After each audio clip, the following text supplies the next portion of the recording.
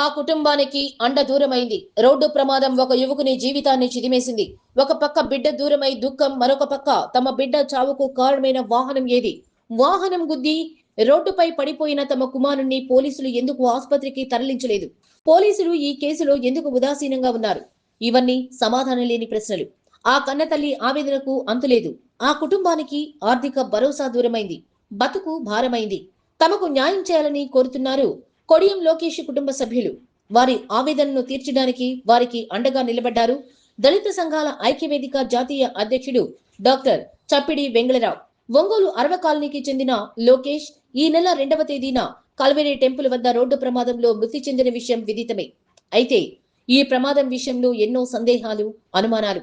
వీటిపైనే మృతుని తల్లిదండ్రులు, దళిత సంఘాల నేతలు ఆందోళన వ్యక్తం చేస్తున్నారు. మృతుడు లోకేష్ కుటుంబాన్ని డాక్టర్ చప్పిడి వెంగళరావు శుక్రవారం పరామర్శించారు. ఈ సందర్భంగా ఆయన మాట్లాడుతూ లోకేష్ కుటుంబానికి న్యాయం చేయాలని డిమాండ్ చేశారు. ప్రమాదానికి గురైన లోకేష్ ను పోలీసులు ఎందుకు ఆసుపత్రికి తరలించలేదని ప్రశ్నించారు. ప్రమాద సమాచారం తెలుసుకుని లోకేష్ తల్లిదండ్రులు వెళ్లే వరకు అతన్ని ఆసుపత్రికి తరలించలేదని, పోలీసులు గంజాయి లారీ పట్టుకుని దానిపై వచ్చే రివార్డులను చూశారు కానీ దళిత యువకుని ప్రాణాల గురించి ఆలోచించలేదన్నారు. లోకేష్ ఏ వాహనం ఢీకొట్టడంతో చనిపోయాడో కనుగొని అతని కుటుంబానికి థర్డ్ పార్టీ బీమా వచ్చే విధంగా పోలీసులు చర్యలు తీసుకోవాలని కోరారు. లోకేష్ కుటుంబం తెలుగుదేశం పార్టీకి అభిమానులని, పార్టీ పరంగా కూడా ఆ కుటుంబానికి ఆర్థికంగా అండగా నిలబడాలని ఆయన కోరారు. తెలుగుదేశం పార్టీ అధికార ప్రతినిధి కంకణాల వెంకట్రావు మాట్లాడుతూ లోకేష్ మృతి చెందడం విచారకరమన్నారు. ఈ విషయమై ఒంగోలు ఎమ్మెల్యే దామచర్ల జనార్దన్ పోలీసులతో మాట్లాడడం జరిగిందన్నారు. వారి కుటుంబానికి అండగా ఉంటామని, ఆదుకుంటామని ఆయన చెప్పారు. మృతుడు లోకేష్ తల్లి శ్రావణి మాట్లాడుతూ ఐటీఐ చదివి బజాజ్ కంపెనీలో పనిచేస్తూ లోకేష్ తమ కుటుంబాన్ని పోషించేవాడని చెప్పారు. ఇప్పుడు తమ కుమారుడు లేకపోవడంతో కుటుంబాన్ని పోషించే దిక్కు లేకుండా పోయిందన్నారు. తమ కుమారుడు ప్రమాదం జరిగి రక్తపు మడుగులో రోడ్డుపై పడి ఉన్న పోలీసులు గంజాయి వాహనంపై పట్టలు కప్పుకుంటూ ఉన్నారు తప్ప తమ బిడ్డను ఆసుపత్రికి తరలించలేదన్నారు. తాము మొదట కిమ్స్కి తీసుకువెళ్లామని, అప్పటికే పల్స్ లేదని డాక్టర్లు చెప్పడంతో రిమ్స్కు తీసుకొచ్చామని, అక్కడి డాక్టర్లు పరీక్షించి మృతి చెందినట్టు చెప్పి మృతదేహాన్ని మార్చురీకి తరలించారన్నారు. పోలీసులు తమతో సంతకాలు పెట్టించుకున్నారని, వారు ఏమీ రాశారో తమకు తెలియదన్నారు. ఈ విషయంలో తమకు న్యాయం చేయాలని, తమ బిడ్డ మృతికి కారణమైన వాహనాన్ని కనుగొనాలని, తమకు ఆర్థికంగా సహాయం చేయాలని కోరారు.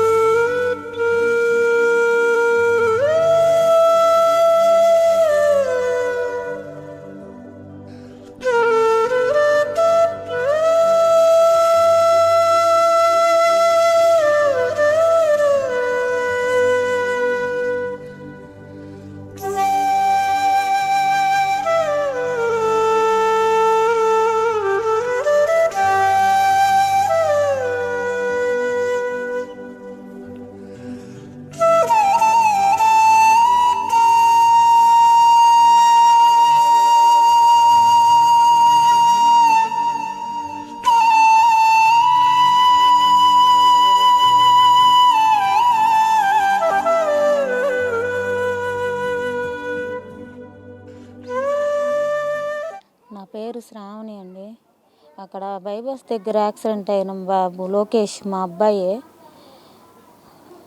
బాబు పని చేసుకొని వస్తున్నాడు, ఐటీఐ చేసి ఉన్నాడండి. బజాజ్ ఆఫీస్లో పనిచేస్తున్నాడు. ప్రతిరోజు 7:30, 8 ఇంటికి వచ్చేస్తాడు. ఆ రోజు వాళ్ళ నాన్న 3వ తారీఖు మేము ఊరికి వెళ్ళాలనుకొని మేము అన్నీ రెడీ చేసుకొని ఉన్నాం.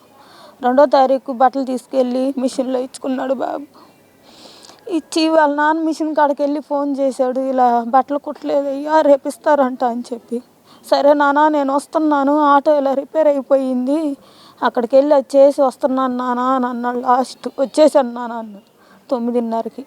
మళ్ళీ 10ంటికల్లా ఫోన్ చేశాడు మా అన్న కొడుక్కి, మామ ఇలా యాక్సిడెంట్ అయ్యింది నాకు కొంచెం రా అని అన్నాడు. వచ్చి వాడు మాకు చెప్పి మమ్మల్ని తీసుకెళ్ళేసరికి బాబు అక్కడ పడిపోయి ఉన్నాడు. పోలీసులు అందరూ అక్కడే ఉన్నారు, బాబు దగ్గర ఒక్కళ్ళు లేరు. గంజాయి బండి ఆగిపోయి ఉంటే వాళ్ళు ఆ గంజాయి బండి మీద వర్షం పడుతుందని పట్టలు కప్పుకుంటా దాదాపు 10 మంది పోలీసులు ఉన్నారు. ఒక్క బోర్లా పడిపోయి ఉన్నాడు నా బిడ్డ రోడ్డు మీద. నేను కన్నప్పుడు కూడా వాడిని నెత్తురుతో చూడలేదు. ఆ రోజు అలాంటి పరిస్థితిలో చూసేసరికి నేను మా ఆయన నడు రోడ్డు మీద అలాగే పడిపోయాం. వేరే అబ్బాయి వచ్చి బాబుని ఎత్తుకొని అంబులెన్స్లో వేసుకొని కిమ్స్కి తీసుకెళ్ళాము. అక్కడికే వాడికి పల్స్ లేదమ్మా, గంట అయిపోయింది అని. ఆ వ్యానే గుద్దిందని మేము అనుకుంటున్నాం, కానీ పోలీసులు మాత్రం వేరే వ్యాన్ వచ్చి గుద్దింది బాబుని అని వాళ్ళు అంటున్నారు. ఇదంతా దెబ్బలు బాబుకి నలిగిపోయి ఉంది. వ్యాన్ టైర్ ఎక్కుంది బాబు మీద. అక్కడి నుంచి రిమ్స్కి తీసుకొచ్చాం. రిమ్స్కి తీసుకొస్తే అక్కడ బాబు చనిపోయారని వాళ్ళు చెప్పారు. ఇంకా ఆ తర్వాత మార్చరికి తీసుకెళ్ళిపోయి పోలీసులు ఏమి రాశారు ఏందని మాకైతే తెలియదు. వాళ్ళు సంతకాలు పెట్టమంటే సంతకాలు పెట్టాం. ఈరోజు జనార్దన్ గారి దగ్గరికి వెళ్ళాము, పోలీసులకు ఫోన్ చేశారు. ఆ బాబు మా బాబే, కొంచెం తొందరగా చెయ్యండి చూడండి అని చెప్పారు. వాళ్ళు సరే అన్నారు. మీ ద్వారా మమ్మల్ని జరిపేది ఆ బాబే, మాకు పనికి వెళ్ళి చేసి మా కుటుంబాన్ని జరిపేది వాడే. మా ఇంటికి పెద్దోడు, ప్రతీది వాడే చూసేది. ఇంట్లో 2 చిన్నపిల్లలే నాకు, వాళ్ళిద్దరు. వాడే పెద్దోడు. నాకు ఆర్థికంగా ఏమన్నా సహాయం చేయాలనుకుంటే వాడే చేసి వాడే అన్నీ జరిపాడు ఇంట్లో. ఈరోజు ఆ బాబు లేడు. వాడు ఈ రోజుకి 20 రోజులు అవుతున్నా కూడా వాడు లేడని మేము అనుకోవట్లేదు. ఇంట్లో ఎత్తుక్కుంటున్నాం, రోజు ఇంట్లో ప్రతిరోజు ఎత్తుక్కుంటూనే ఉన్నాం. వాడు వస్తాడని చెప్పి వాకిలు ఎదురు చూస్తూనే ఉన్నాం. మాకు ఈ మీడియా ద్వారా ఏమన్నా సహాయం, మీరే మాకు ఏదన్నా న్యాయం చేయాలంటే మీ ద్వారానే న్యాయం జరిగిద్దని ఇలా మాట్లాడుతున్నాం. ఆ బండిని కొంచెం, ఆ బండి ఏదో, ఆ బండే గుందిందో, గంజాయి బండో వేరే బండో ఏది గుందిందో పోలీసులే దాన్ని చేయగలుగుతారు. మేమైతే ఏం చేయలేము. పోలీసులు మేము వెళ్ళినా ఏం రెస్పాన్స్ లేదు. ఉన్నారు కాబట్టి వాళ్ళే న్యాయం చెప్పాలి. వాళ్ళు ఇప్పటి వరకు చెప్పట్లేదు కాబట్టి వాళ్ళదే ఆ తప్ప. ఈ రోజుకి 20 రోజులు అయిపోయింది. ఏమ్మా ఆవేనా గుద్దుకొని చనిపోయాడు అని అంటున్నారు. మేము వెళ్ళి అడిగితే మా పెద్ద బాబు మీదకి లాఠీలు తీసుకొని రావటం, వాడు చొక్కా పట్టుకొని లాక్కొని గందరగోళం చేశారు. అక్కడ ఉన్న పోలీసులు అందరూ, మా వాళ్ళందరూ వెళ్ళి అడిగేసరికి ఇంకా మేము భయపడిపోయి పరిస్థితులు బాగలేదని చెప్పి నా పిల్లోని కూడా ఏమైనా చేస్తారేమో అని భయపడి తీసుకొని వచ్చేసాం మేము ఆ బాబుని కూడా. మొన్న లాస్ట్ టైం వెళ్తే బాబు ఫోన్ అసలు బాగలేదు. ఆ ఫోన్ ఎలా అటెండ్ చేశారో మాకు అర్థం కావట్లేదు. ఆ ఫోన్ మొత్తం తుక్కుగా ఇరిగిపోయి ఉంది. ఫోన్ అటెండ్ చేయడానికే లేదు. అంత డ్యామేజ్ అయిందంటే మాకు అర్థం కావట్లేదు. మాకు ఎలా ప్రభుత్వమే మాకు న్యాయం చెయ్యాలా. ఆ ఫోన్లోనే బాగా క్లియర్ గా చేశాడు అబ్బాయి. ఫోన్ చేస్తానన్నారు, మాకు ఎమ్మెల్యే గారు చేస్తారన్నారు కాబట్టి ఇప్పుడు మేము మీడియా దగ్గరికి వచ్చాము. మీడియా వాళ్ళు కూడా దయచేసి ఖచ్చితంగా ఎమ్మెల్యే గారు మాకు సహాయం చెయ్యాలి. గమనించి పోలీసులకు కూడా కొంచెం న్యాయం జరిగేటట్టుగా మీరు చూడాలి. మీడియా వాళ్ళని మేము ఇది ఒక్కటే కోరుకుంటున్నాం, మాకు కొంచెం న్యాయం చేయండి ఏదైనా సరే. గంజాయి బండిని పట్టించాడంటే అది గొప్ప విషయం. గంజాయికి ప్రాముఖ్యత ఇచ్చారు కానీ పిల్లోడికి ప్రాముఖ్యత ఇవ్వలేదు ఇంతవరకు. ఏందని పోలీసులు కూడా ఇంటికి ఆడకొచ్చి ఏంది అని కూడా అడగల. ఈ ఫోన్ నుంచి బాబు వీడియో కాల్ చేశాడు, వాట్సాప్ కాల్ చేశాడు. ఈ ఫోన్ నుంచి వాట్సాప్ కాల్ చేశాడు బాబు. ఎలా చేశాడు మాకే అర్థం కావట్లేదు. ఈ ఫోన్ ఇలా ఇరిగిపోయిన ఫోన్లో వాట్సాప్ కాల్ చేసి మాట్లాడాడు. మేము 10 సార్లు ఫోన్ చేస్తే ఒక్కసారి ఫోన్ ఎత్తారు. మా ఫోన్ ఎవరు ఎత్తారో, మరి పోలీసులు ఎత్తారో, మరి ఇంకెవరన్నా ఎత్తారో మాకైతే తెలియదు. ఇప్పుడు చనిపోయిన లోకేష్ ఎవరైతే ఉన్నారో అది చాలా దారుణమైన పరిస్థితి.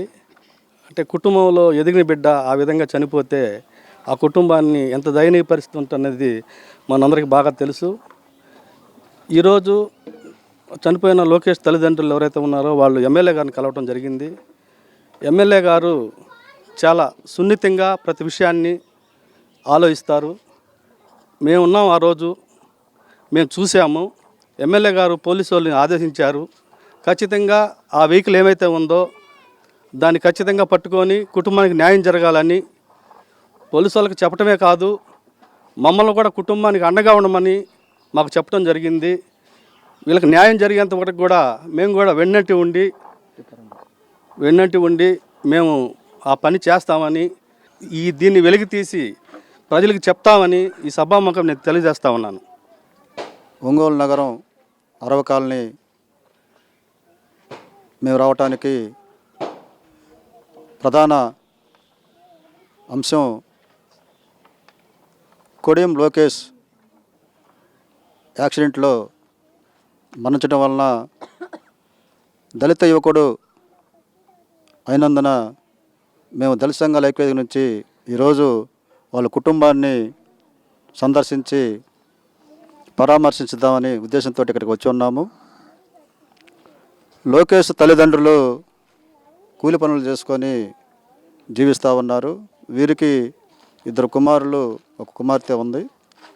పెద్దవాడు లోకేష్ ఐటీఐ చదువుకొని మళ్ళా ఉన్నతమైన చదువులకు వెళ్ళాక ఆర్థిక ఇబ్బందుల వలన కుటుంబానికి చేదోడువాడుగా ఉండేందుకు త్రాగుంటలోని బజాజ్ షోరూంలో పనిచేస్తూ కుటుంబాన్ని ఆర్థికంగా ఆదుకుంటూ అతను పనిచేస్తూ ఉన్నాడు. ఈ నెల 2వ తారీఖున అతను యథావిధిగా షోరూమ్కి వెళ్ళి ఈరోజు లేట్ అవుతుందని చెప్పి ఆటోలు ఉన్నాయి కాబట్టి లేట్ అవుతుంది రావటం అని చెప్పేసి అతను ఇంటికి ఫోన్ చేసి చెప్పడం జరిగింది. తర్వాత అతను అక్కడి నుంచి బయలుదేరతా 9:30 వాళ్ళ తండ్రి ఇంటికి అందరికీ చెప్పాడు వస్తున్నా బయలుదేరని. తర్వాత 10 గంటల తర్వాత అతను తనకి మామ అయినటువంటి అతనికి ఫోన్ చేసి నాకు యాక్సిడెంట్ అయింది కిమ్స్ దగ్గర, నేను ఇంట్లో చెప్పలేదు భయపడతారని, నువ్వు రా నా దగ్గరికి అంటే ఆ అబ్బాయి వాళ్ళ తల్లిదండ్రులకు కూడా మొత్తానికి చెప్పి ఇక్కడి నుంచి అందరూ కలిసి వెళ్ళడం జరిగింది. ఈలోపు వీళ్ళు ఆ నెంబర్కి ఫోన్ చేస్తూ ఉంటే ఎవరో ఎత్తి మీ అబ్బాయి ఇక్కడ పడిపోయి ఉన్నాడు అని వాళ్ళకి ఆ స్పాటు అంటే కలవర టెంపుల్ స్పాట్ చెప్పడం జరిగింది. వీళ్ళందరూ అక్కడికి వెళ్ళేసరికి కుటుంబ సభ్యులు మొత్తం వెళ్ళేసరికి అక్కడ అబ్బాయి పడ్డా దగ్గరే ఒక వ్యాన్ ఉంది, ఆ వ్యాన్లో గంజాయి ఉంది. ఆ వ్యాను డ్రైవర్లు ఎవరు కూడా అక్కడి నుంచి లేరు, అక్కడ లేరు. వ్యాన్ అక్కడ వదిలేసి పారిపోయారు. అక్కడ లేకుండా వీళ్ళు ఉన్నటువంటి పోలీసులు ఈ చనిపోయిన అబ్బాయిని హాస్పిటల్లో చేర్చడం కానీ అవన్నీ చేయలేదు. వాళ్ళు అక్కడే బాడీని ఆడే ఉంచేసి వీళ్ళు గంజాయి వ్యాన్ కాడికి వెళ్ళి గంజాయి వ్యాన్ని భద్రత చేస్తూ కూర్చున్నారు.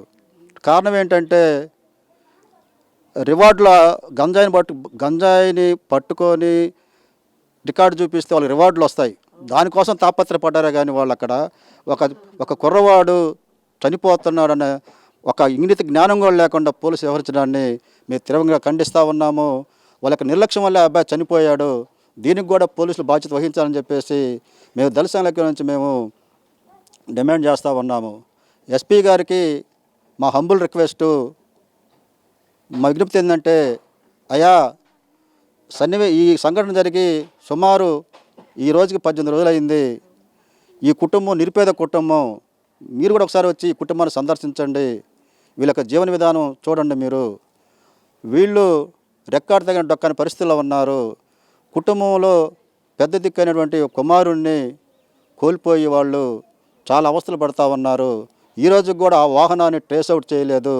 మీరు మీ సిబ్బందికి ఆదేశాలు ఇచ్చి ఆ వ్యాన్ని ట్రేస్ అవుట్ చేయించి అది ఏది గుద్దిందో దాన్ని ట్రేస్ అవుట్ చేయించి దాని ద్వారా వాళ్ళకు వచ్చే థర్డ్ పార్టీ ఇన్సూరెన్సు ఆ కుటుంబానికి వచ్చే విధంగా మీరు సహాయం చేయాలని చెప్పేసి మేము కోరుతా ఉన్నాము.